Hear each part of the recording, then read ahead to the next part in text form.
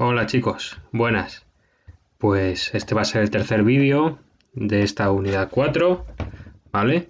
Y en él vamos a ver a fondo esta parte del tema que empezamos ya en el anterior vídeo, pero que vimos solamente al principio, que es la influencia de la actividad humana en el medio natural, ¿vale? Anteriormente hemos visto cómo influye el medio natural en la actividad humana, ¿vale?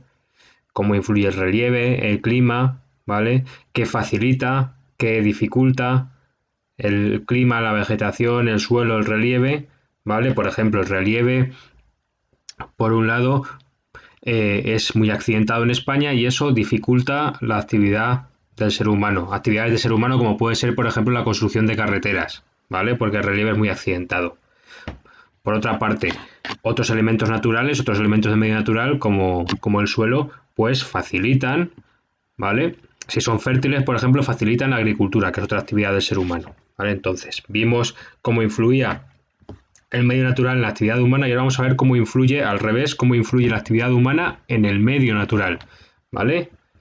En qué medida el ser humano, ¿vale? La acción de los seres humanos aquí en nuestro país, en España, perjudica la naturaleza, perjudica el medio natural, afecta al medio natural, ¿vale? Pero también cómo el propio ser humano, ¿vale? A través de la política medioambiental puede reparar esos daños que ha hecho la naturaleza, ¿vale? Y puede ayudar a conservarla, ¿vale? Así que empezamos de esta manera. Un tema del que hablamos ya en el anterior vídeo fue, bueno, precisamente esta presentación que he hecho, que vamos a hablar no solamente de los perjuicios que causa el ser humano a la naturaleza, sino también de las políticas medioambientales y cómo también el ser humano puede proteger la naturaleza, ¿vale? ¿Qué problemas genera el ser humano en el medio ambiente? Principalmente sobreexplota o explota el medio por encima de su capacidad de regeneración. ¿Qué significa esto? Pues por ejemplo, cuando deforesta, cuando incendia bosques, ¿vale? Y a la vegetación no le da tiempo a regenerar ese bosque, ¿vale? En las condiciones en las que estaba. Por ejemplo, cuando sobreexplota los recursos hídricos, ¿vale? Y reduce mucho la cantidad de agua que hay en una cuenca, por ejemplo, porque la sobreexplota mucho, porque utiliza demasiado agua que hay en esa cuenca para todo tipo de actividades. Luego también la contaminación o adición de componentes.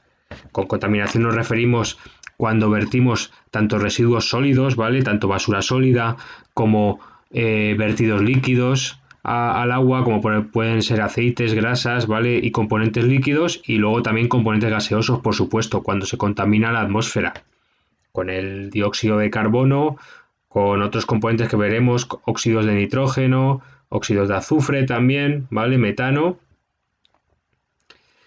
Y luego también, entre esos problemas principales que el ser humano causa al medio ambiente, está la destrucción ya directamente o desaparición total de elementos medioambientales, ¿vale? La destrucción de bosques, por ejemplo, la desecación de humedales, de pantanos, ¿vale?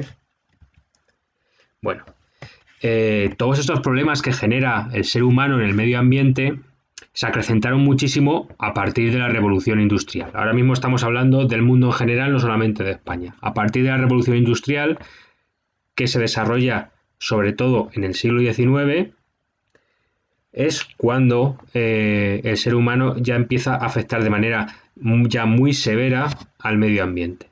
¿Por qué? Porque se desarrollan muchísimo las industrias y con ella la emisión de contaminantes a la atmósfera, también la emisión de el vertido de residuos a las aguas y al medio natural, ¿vale? También se destruyen muchos paisajes, muchos ecosistemas, y es entonces en el siglo XIX cuando se ven estos efectos tan graves de la acción del ser humano sobre la naturaleza, cuando empieza un poco esa sensibilidad medioambiental, ¿vale? Cuando se empiezan a dar cuenta en muchas partes del mundo las comunidades humanas que algo están haciendo mal, ¿vale? Que el medio natural está cambiando muchísimo y está siendo muy afectado por la acción de ellos mismos con todas esas industrias, con la urbanización, la construcción de ciudades y todo eso. Al principio la gente que defendía el medio ambiente pues eran pocos, eran una minoría, ¿vale? Eran gente que quería conservar los espacios naturales, que criticaba la polución de las fábricas y del ferrocarril, que defendían la conservación de la fauna y la flora, y bueno, al principio pues no se les tomaba demasiado en serio. Sin embargo, con el paso del tiempo y ya a mediados del siglo XX, pues fueron creciendo en fuerza estos movimientos y fue finalmente, ya a partir de finales de los 60, principios de los 70, ya con el respaldo de científicos, cuando estos movimientos ecologistas ganaron más fuerza y consiguieron influenciar ya a algunos gobiernos que empezaron a plantearse que bueno, que sí que quizá tenían razón estos movimientos al exigir que se debía tomar mucho más en serio la conservación del medio ambiente y reducir la contaminación. En España, ya en el siglo XIX, sí que hubo por parte del gobierno de entonces, ¿vale? Que en 1833 estábamos con la regencia de María Cristina, como sabréis por la historia de España, se creó la Dirección General de Montes. Se trataba de un organismo que protegía los bosques, simplemente, ¿vale? De la tala indiscriminada de árboles. Y luego en los años 70 se creó el ICONA, el Instituto de Conservación de la Naturaleza, y en ese tiempo también, al mismo tiempo que la Comunidad Económica Europea, de la que todavía no formaba parte España, que eso es la futura Unión Europea, la Comunidad Económica Europea, todavía no formaba parte de ella España, pero empezó a tratar la necesidad de preservar el medio ambiente. Y en el 78, en nuestra Constitución, ya se estableció en un artículo, en el artículo 45, que todos los españoles tienen derecho a disfrutar de un medio ambiente adecuado y además se fijaron sanciones, multas, para quienes atentaran contra el medio ambiente. Se creó el concepto de delito ecológico. Actualmente, la política medioambiental que lleva a cabo España para conservar el medio ambiente y para paliar la contaminación y la sobreexplotación del medio ambiente, pues está en gran parte dirigida por la normativa de la Unión Europea, que la Unión Europea tiene una normativa de obligado cumplimiento sobre el medio ambiente que España tiene que cumplir, ¿vale? Y luego también por ciertos compromisos internacionales, que veremos más tarde, como el protocolo de Kioto, ¿vale? Que lo veremos un poco más tarde. ¿Cuál es el objetivo de la política medioambiental? Pues el objetivo último es alcanzar un desarrollo sostenible. Esto se trata no solamente de conservar la naturaleza porque por piedad hacia los animales y hacia las plantas, no solamente de eso, sino para asegurar que dejamos un planeta en buenas condiciones para las generaciones humanas futuras, ¿vale? Para que las generaciones humanas futuras puedan disfrutar de lo que nosotros disfrutamos, que no se encuentren con un planeta destrozado, ¿vale? De eso se trata la política medioambiental en última instancia, no solamente de conservar los animales y las plantas porque pobrecitos, sino también de que podamos seguir sobreviviendo, que podamos seguir manteniendo más o menos nuestro nivel de vida en el futuro.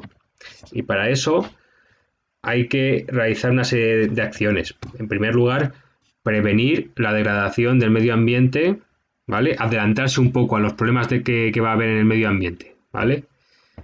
¿Cómo se hace eso? Pues estudiar el impacto medioambiental que tienen ciertas actividades y ciertos proyectos, tanto por parte del gobierno, del Estado, o como por parte de empresas privadas.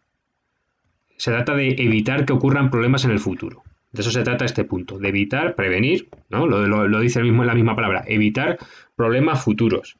¿Vale? Y para eso se realizan estudios de impacto medioambiental de ciertos proyectos, ¿vale? Luego también se conciencia a empresas y a la ciudadanía de que deben cuidar el medio ambiente y de que no deben sobreexplotar los recursos. Luego, una vez que ya se ha hecho el problema, esto es para problemas que todavía no han ocurrido, para evitarlos en el futuro, ¿vale? Para los problemas que hay en el presente del medio ambiente, pues solucionarlos, ¿vale? ¿Cómo? Promulgando normas y sanciones, ¿vale? Premiando, también incentivando, por ejemplo, la reducción de emisiones de contaminantes y sancionando a aquellos que aumentan sus emisiones o que afectan al medio ambiente, ¿vale? Recuperando también zonas degradadas. Y luego, por último, conservar los espacios que tenemos ya, conservarlos mediante una red de espacios protegidos. Ahora vamos a ver punto por punto cómo ha afectado la actividad humana en España al medio ambiente, al relieve, ¿vale? A la contaminación de las aguas, a la contaminación de la atmósfera, a todos estos elementos naturales. En primer lugar, ¿cómo ha afectado el ser humano al relieve aquí en España? Pues suele ser afectado el relieve como por actividades extractivas de minas, por ejemplo, cuando se construye una mina, pues evidentemente se tiene que se revienta parte de la ladera de un monte, ¿vale? Para poder escarbar en él y para encontrar ahí los minerales. También cuando se construyen infraestructuras como autovías, autopistas, vías de trenes, en ese tipo de actividades, pues el relieve al final lo acabas alterando y se acaba destruyendo, o bien también se puede crear un relieve artificial con las escombreras. Y eso, bueno, no solo afecta al relieve, sino que también causa un grave impacto visual. Cambias el paisaje de esa manera. ¿Cómo se solucionan estos problemas? Pues se crean una serie de lugares de interés geológico, ¿vale? Una serie de figuras que son los lugares de interés geológico. Entre ellos están los geoparques, en los que, bueno, pues hay una explotación de la zona, pues se intenta que esta no afecta demasiado al relieve, ¿vale? Y luego están los parques geológicos, que son territorios con patrimonio geológico, bien por imaginaos que hay una zona caliza donde hay unas gargantas, unos barrancos que son muy bonitos, ¿vale? Pues para conservarlos se establecen estos parques geológicos. Y además esto también ayuda un poco al turismo. Se establecen puntos de información, se explica cómo es ese lugar, cómo se ha formado todo ese relieve, todo esto que vimos en el tema 1, por ejemplo, cómo se ha formado esta garganta o estas dolinas o este tipo de paisaje o este berrocal, ¿vale? Sea la forma de relieve que sea. Son los geoparques que hay actualmente en España, ¿vale? Que son 15. Y aquí tenemos alguno de ellos. Este se sitúa en Granada, que lo tengo que mirar porque no me lo sé de memoria cómo se llama. Bueno, es el Geoparque de Granada, no tenía otro nombre. Y este de aquí se encuentra en el País Vasco, que es el Geoparque de la Costa Vasca, ¿vale? Bueno. Hemos hablado del relieve y ahora vamos a hablar en concreto del relieve costero. ¿Qué tipo de problemas sufre el relieve costero por la acción del ser humano? Pues uno de los problemas que tiene luego bastante impacto en otros aspectos es la regresión de la costa, ¿vale? La reducción de la costa. Es como si hubiera cada vez menos playa, cada vez menos costa. ¿Por qué? Pues porque las playas, la arena de las playas que están formadas por arena, pues ven que esa arena es reducida. ¿Por qué? Porque el ser humano extrae esa arena y porque esa arena y junto con la grava sirve para la construcción. Entonces, cuando el sector de la construcción quita demasiada arena en las playas, ¿vale?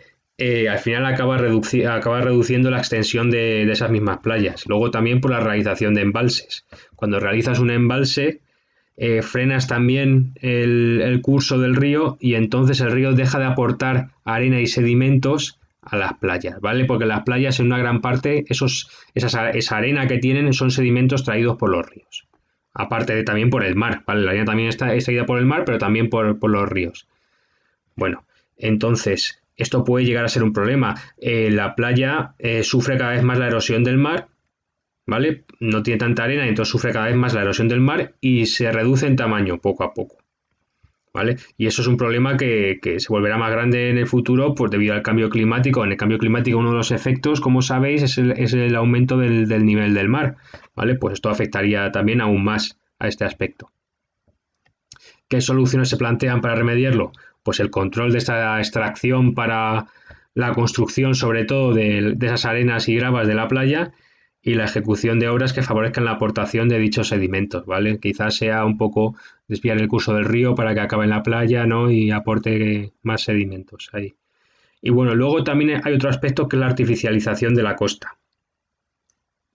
¿Y cómo se produce esa artificialización de la costa?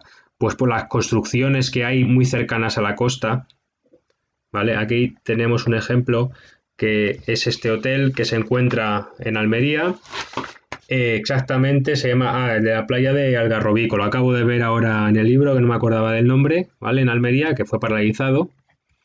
Lo consideraron al final ilegal y que no respetaba la legislación medioambiental, ¿vale? Es un ejemplo de artificialización de la costa. Y eso llega hasta el punto que en ciertas comunidades autónomas el 25% del litoral es artificial, ¿vale? Pues para evitar este tipo de actuaciones y recuperar espacios costeros degradados, pues existe la ley de costas, como aparece aquí, ¿vale? Y bueno, vamos ya con el último punto que vamos a tratar en este vídeo, porque es un punto que exige una explicación mayor que los anteriores, que es el de la alteración de la atmósfera.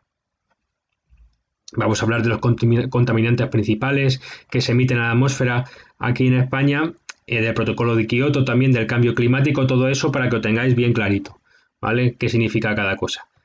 ¿Qué es la alteración de la atmósfera? Lo primero, pues muy fácil, ¿vale? La contaminación del aire. ¿Y cómo se contamina el aire? Introduciendo sustancias nocivas, ¿vale? Luego también, cuando introduces esas sustancias nocivas, lo que haces, entre otras cosas, es reducir el espesor de la capa de ozono, tan necesaria para la vida en la Tierra, ¿vale? Y además aumentas el efecto invernadero. Y cuando aumentas el efecto invernadero, estás contribuyendo al calentamiento climático, ¿vale? Como veis, es una concatenación de acontecimientos, ¿vale? Primero se introducen sustancias nocivas en la atmósfera. Esas sustancias nocivas en la atmósfera, ¿qué hacen? Pues aumentan el efecto invernadero, reducen el espesor de la capa de ozono y al final contribuyen al calentamiento climático, al cambio climático, ¿vale? Eso es la última consecuencia y la más catastrófica, la del cambio climático. ¿Qué sustancias nocivas son las que se introducen en el aire y qué actividades producen esas sustancias nocivas? Bueno, las sustancias nocivas de las que hablamos son principalmente el CO2, ¿vale? El dióxido de azufre, los óxidos de nitrógeno, el ozono, el metano, partículas en suspensión, etcétera, ¿vale? Otro tipo de partículas. ¿Por qué se emiten esas sustancias? Pues se emiten cuando se realiza la combustión de ciertas sustancias que son los combustibles fósiles, ¿vale? Cuando se queman ciertos combustibles fósiles para producir energía en centrales eléctricas y en ciertas industrias, ¿vale? Como puede ser el carbón, donde se somete el carbón a muy altas temperaturas y el gas natural también, ¿vale? Para producir electricidad, para producir calor, ¿vale? Todo eso que necesitamos nosotros en nuestros hogares y que necesitan también todo tipo de oficinas, de industrias, todo eso, ¿vale? Que se produce en las centrales eléctricas y en ciertas industrias, pues todo eso emite sustancias nocivas, ¿vale? Luego también el sector agrario, ¿vale? Porque la maquinaria que utilizan, cuando queman biomasa, ¿vale? Las deposiciones del ganado, también todo el estiércol, ¿vale? La quema de estiércol y cómo gestionan el estiércol, todo eso también envía metano a la atmósfera, que es otra sustancia nociva, ¿vale? Entre estas sustancias está el dióxido de azufre, ¿vale? Los óxidos de nitrógeno, el ozono, el metano, las partículas en suspensión y, por supuesto, el dióxido de carbono también. ¿Qué causan estas sustancias? Pues lluvia ácida, en primer lugar. ¿Qué es la lluvia ácida? Pues es vapor de agua, ¿vale? O sea, perdón, es agua, por supuesto, agua de estado líquido, por eso es lluvia, mezclado con dióxido de azufre u óxidos de nitrógeno. Mucha gente piensa y dice, bueno, la lluvia ácida se te corroe la piel, vamos, es como ácida, entonces te cae en la piel y es como que la piel se derrite. Pues no, no es eso, ¿vale? Si cayera lluvia ácida no nos enteraríamos en primer lugar, ¿vale? No nos afecta directamente a la piel, ¿vale? Sí que afecta a largo plazo a la vegetación, a los suelos, al agua que se acidifican, ¿vale? Y que muere vida natural que tenga, ¿vale? Pues mueren peces, mueren plantas también, ¿vale? Las plantas se degradan poco a poco y lo que nos puede afectar a los seres humanos es respecto a enfermedades respiratorias. Pueden causar enfermedades respiratorias la lluvia ácida. No nos corroe la piel como podríamos pensar, pero sí que como tienen dióxido de azufre, dióxido de nitrógeno y estos elementos, pues sí que nos afectan a, a las vías respiratorias.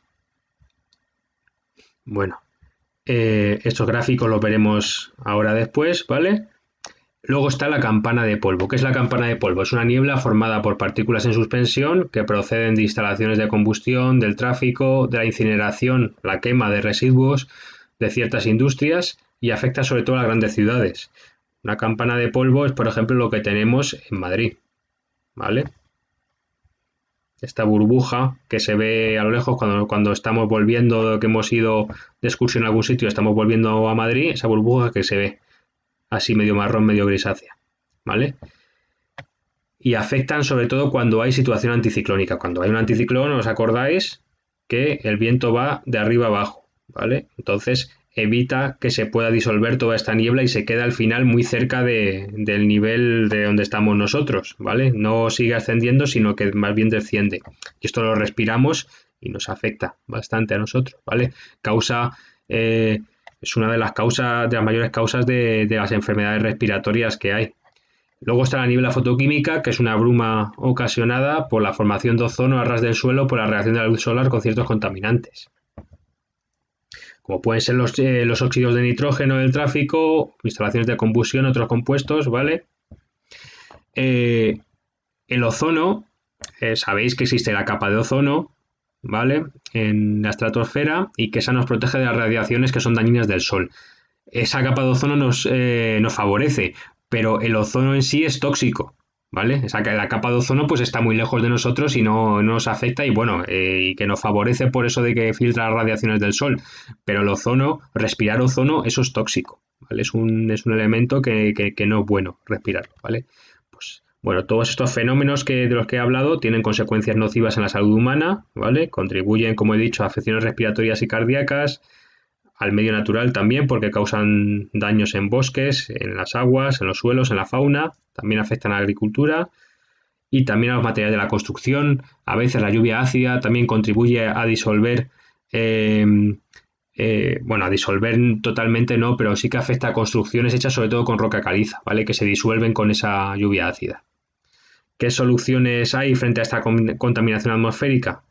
Pues hay ciertos compromisos internacionales.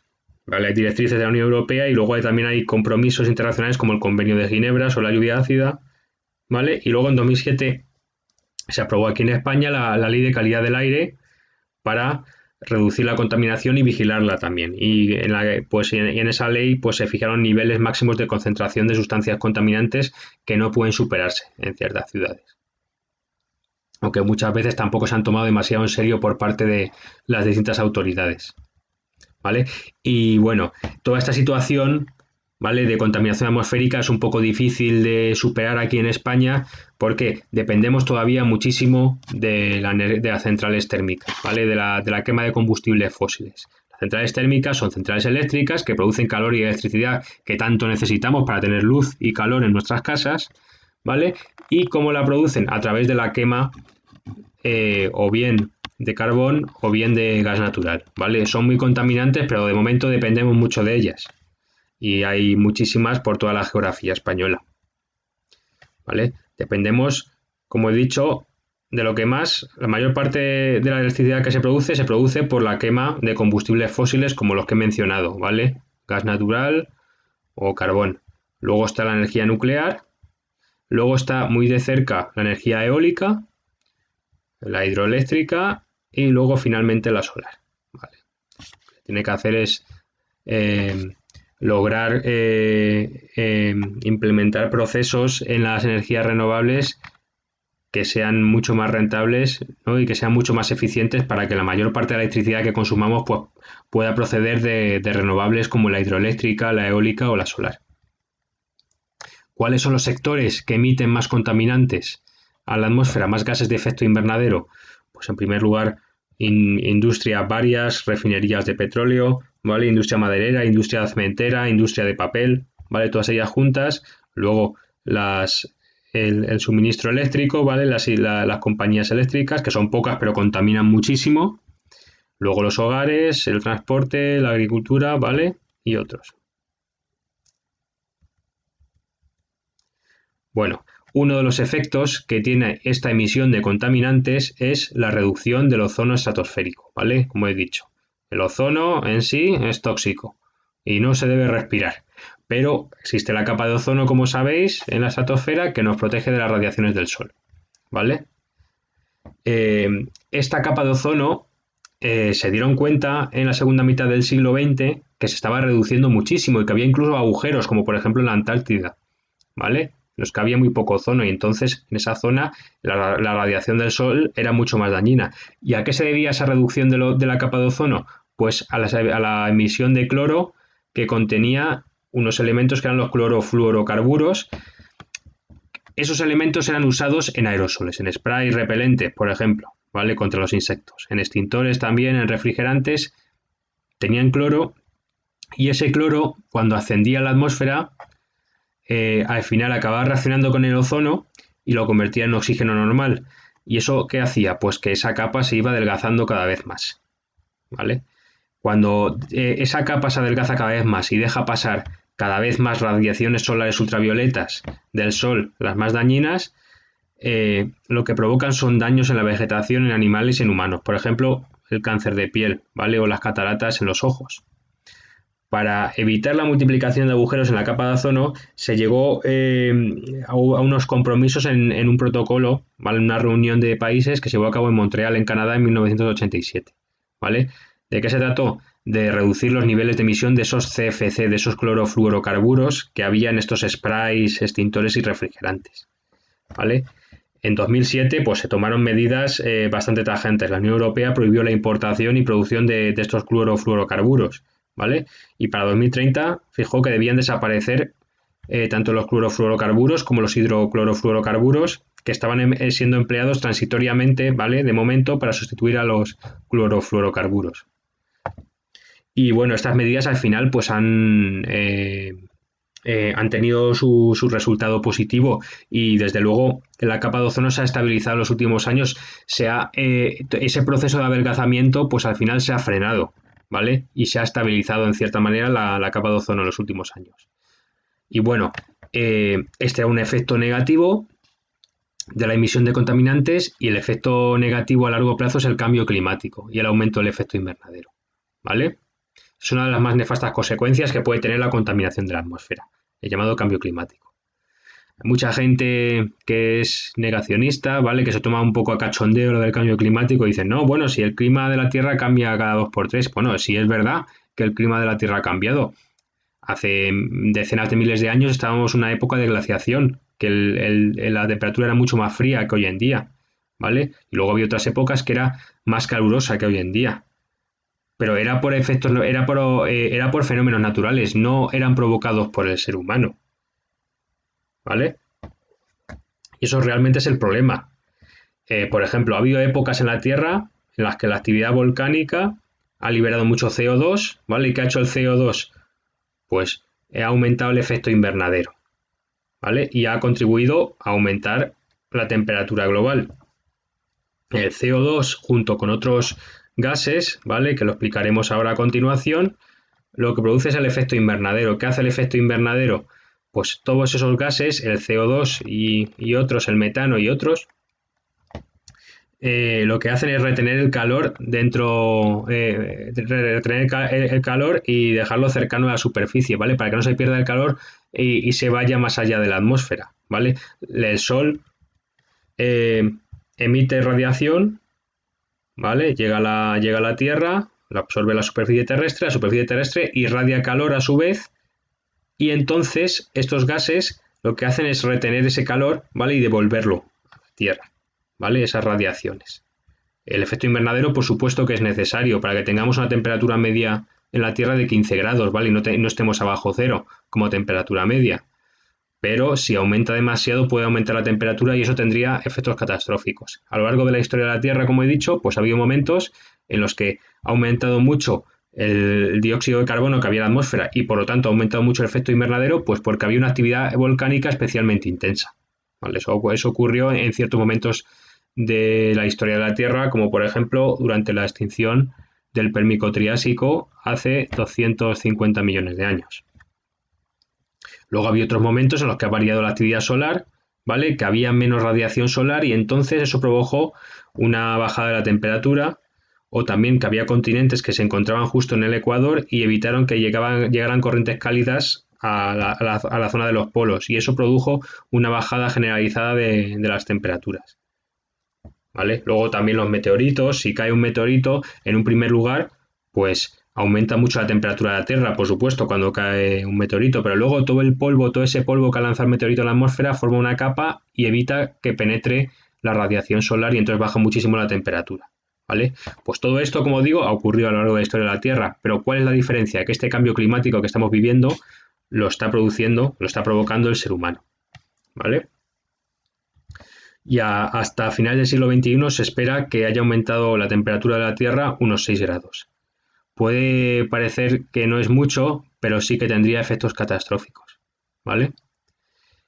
El aumento de efecto invernadero, ¿quién lo produce? Pues gases como el vapor de agua, el CO2, el metano y el óxido nitroso. ¿Vale? Aquí explico un poco cómo se produce este efecto invernadero que he explicado antes, ¿vale? El Sol emite radiaciones, ¿vale? Pasan la atmósfera, parte de ella se pierde, ¿vale? Se queda reflejada y se pierde, pero otra llega hasta la superficie terrestre, la superficie gana temperatura, emite radiación a su vez para arriba, alguna se pierde, pero otra se queda. ¿Por qué? Por los gases de efecto invernadero, ¿vale? Que ayudan a retenerla.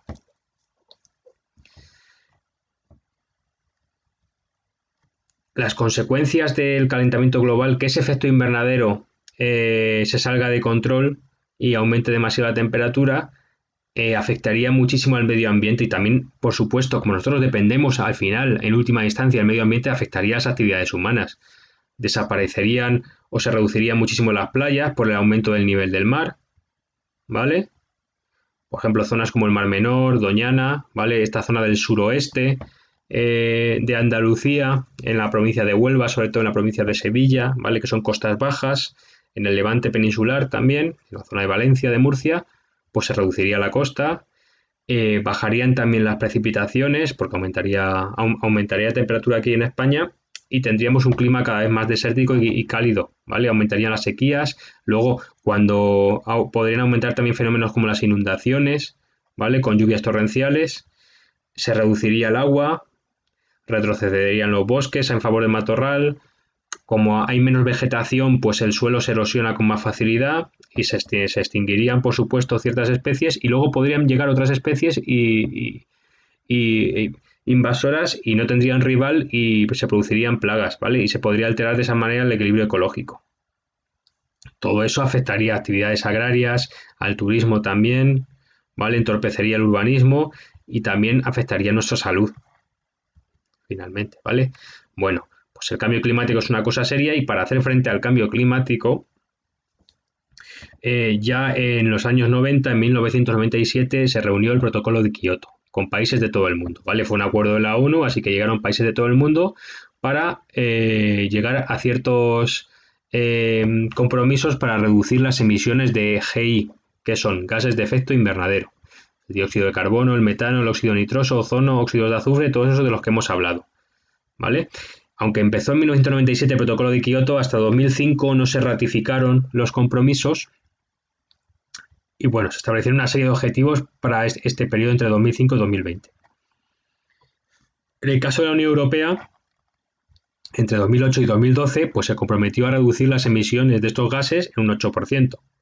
España se comprometió a no aumentarlas más de un 15%, siempre tomando como referencia los niveles de emisión de 1990. ¿Qué significa eso?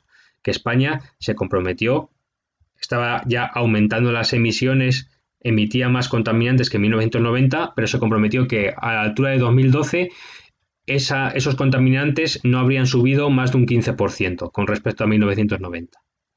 Y luego, para el periodo 2013-2020, la Unión Europea y España se comprometieron a reducir esas emisiones en un 20%. ¿Cómo se iba a lograr esa reducción de emisiones? Porque no basta con proclamarlo, hay que tomar medidas, ¿no?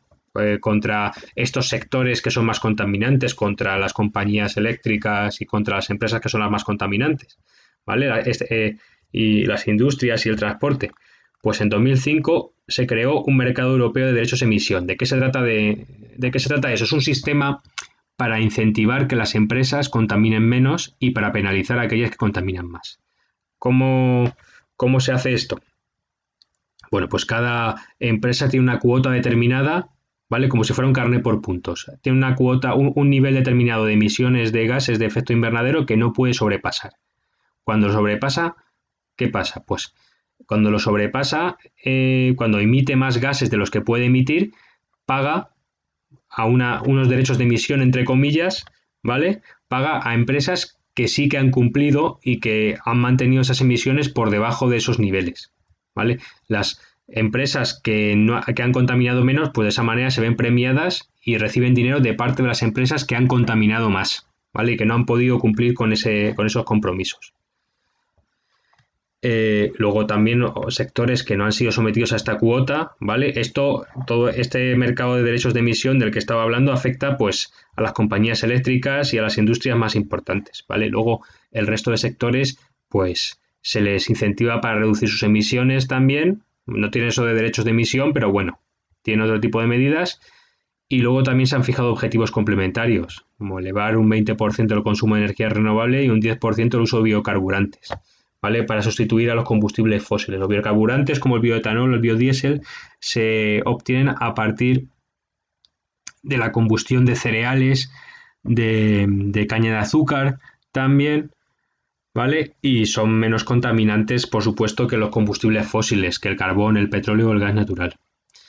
Bueno, en la línea de todas estas medidas, España elaboró en 2007 la Estrategia Española de Cambio Climático y Energía Limpia con 170 medidas, pero a pesar de todo ello, en 2012 España no había cumplido con ese objetivo del que hablábamos, ¿vale? De no aumentar más de un 15% esas emisiones de gases de efecto invernadero. De hecho, las había aumentado un 26% con respecto a 1990. Por ello tuvo que comprar derechos de emisión por valor de 812 millones de euros. Fijaos la multa tan grande que tuvo que pagar, ¿vale? Plantar nuevos bosques. Seguramente seguimos pagándola, desde luego, hoy todavía. Además del protocolo de Kioto, otro compromiso fue el de la cumbre del clima de París. Y ahí se reunieron países también de todo el mundo para lograr que la Tierra pues aumente su temperatura. La Tierra va a aumentar su temperatura pues para que no la aumente más de los 2 grados. Y en esta cumbre la Unión Europea prometió reducir sus emisiones en un 40% antes de 2030 respecto al nivel de 1990 y esperemos a ver qué se pueda producir. Veremos a ver si es posible. Y bueno, todo esto hemos dicho que es para hacer frente al cambio climático, para evitarlo, ¿vale? Pero ¿qué pasa que una vez que el cambio climático ya está aquí, que las consecuencias del cambio climático ya se dejan ver? Pues para eso hay planes de adaptación al cambio climático, ¿vale? Para recuperar y solucionar problemas producidos por estas consecuencias del cambio climático en el momento en el que se produzcan, ¿vale? Para ello el gobierno español pues ha elaborado planes nacionales de adaptación al cambio climático en 2006 y bueno, formalizaron también uno en septiembre, me parece, de 2020, ¿vale? Son planes para adaptar, para paliar los posibles efectos futuros que tenga el cambio climático en España, los posibles problemas, ¿vale? Una vez que el daño esté ya hecho. Bueno, con esto habríamos terminado este vídeo y nada, nos vemos ya en el siguiente. Os mandaré instrucciones a través del correo. Un abrazo.